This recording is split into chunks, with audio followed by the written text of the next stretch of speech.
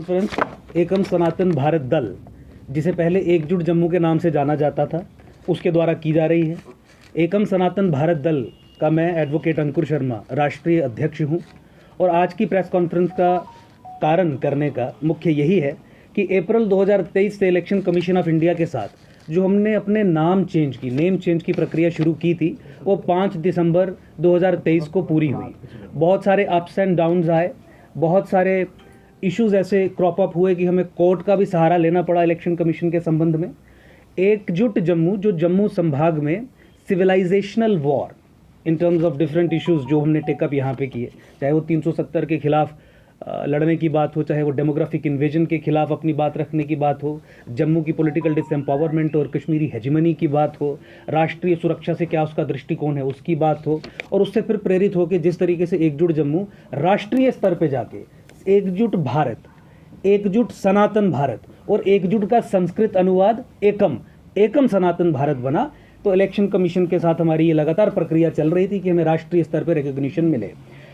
5 दिसंबर 2023 का ये आदेश जो इलेक्शन कमीशन ऑफ इंडिया ने इशू किया, जो हमें ईमेल के माध्यम से और स्पीड पोस्ट के माध्यम से भेजा गया, आज मैं प्रेस कर्मियों के सामने वो रख रहा हूँ। आपकी और दर्शकों की सुविधा के लिए मैं इसे पढ़ भी लूँगा और फिर इसकी क्या इम्प्लीकेशन है उसके ऊपर भी 1 मिनट के लिए आपसे मैं बात रखूँगा। आप ये देखिए कि ये जो एड्रेस किया जा रहा है इलेक्शन कमीशन ऑफ इंडिया के द्वारा, ये टू द प्रेसिडेंट एकम सनातन भारत दल को किया जा रहा है। एकम सनातन भारत दल को ये चिट्ठी लिख के बताया जा रहा है कि कमीशन ने जो 28/11/2023 को फॉलोअप कम्युनिकेशंस थी, वो जब रिसीव किया ऑन द सब्जेक्ट साइटेड, और ये बताने के लिए किया जा रहा है कि the change in name of your party from Ekjut Jammu to Ekam Sanatan Bharat Dal has been taken on record.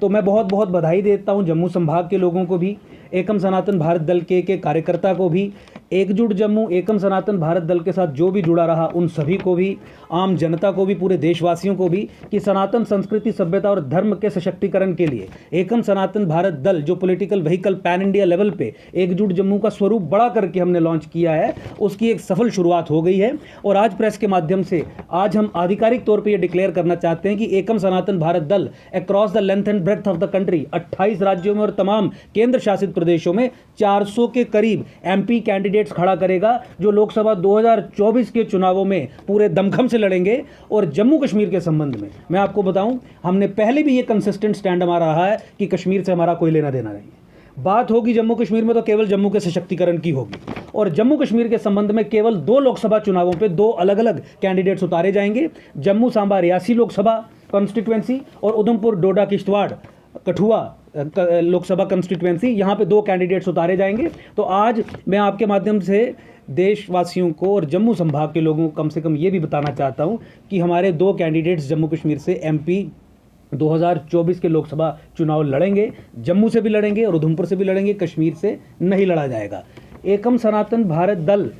की मीटिंग जो हमारा केंद्रीय कार्यालय है वो दिल्ली के द्वारका में हमने सेटअप किया है। और मुझे बताने में ये भी आपको बहुत बहुत खुशी हो रही है कि सैटरडे और संडे 9 और 10 दिसंबर को स्वयं मैं वहाँ पे था, जहाँ हमने तमाम राज्य के जो इलेक्टेड स्टेट प्रेसिडेंट्स हैं उन्हें वहाँ पे बुलाया था ताकि लोकसभा 2024 के चुनावों की तैयारी के बारे में समीक्षा की जा सके। मैनिफेस्टो कमेटी हमने जो 40 मेंबर से अधिक की एक कमेटी है उसे कॉन्स्टिट्यूट किया था, जिसे अपनी प्रेजेंटेशन देनी थी, उससे विवरण लिया जा सके। मुझे बताते हुए आपको बहुत खुशी हो रही है कि एकम सनातन भारत दल पूरे देश के लिए, चाहे वो राष्ट्रीय सुरक्षा का मामला हो, चाहे वो फॉरेन पॉलिसी का मामला हो, चाहे वो इंटरनल इश्यूज़ का मामला हो, चाहे वो विमेन एंड चाइल्ड एम्पावरमेंट की बात हो, छोटे से छोटा विषय और ऊपर से ऊपर का विषय, पेट्रोल के दाम की बात हो, एलपीजी के सिलेंडर की बात हो, किस तरीके से दाम घटाए जाएंगे, टैक्सेशन की बात हो, तमाम विषयों पे अपना एक ऐसा मैनिफेस्टो रखेगी जो देश के लिए एक प्रेरणा का स्रोत बनेगा।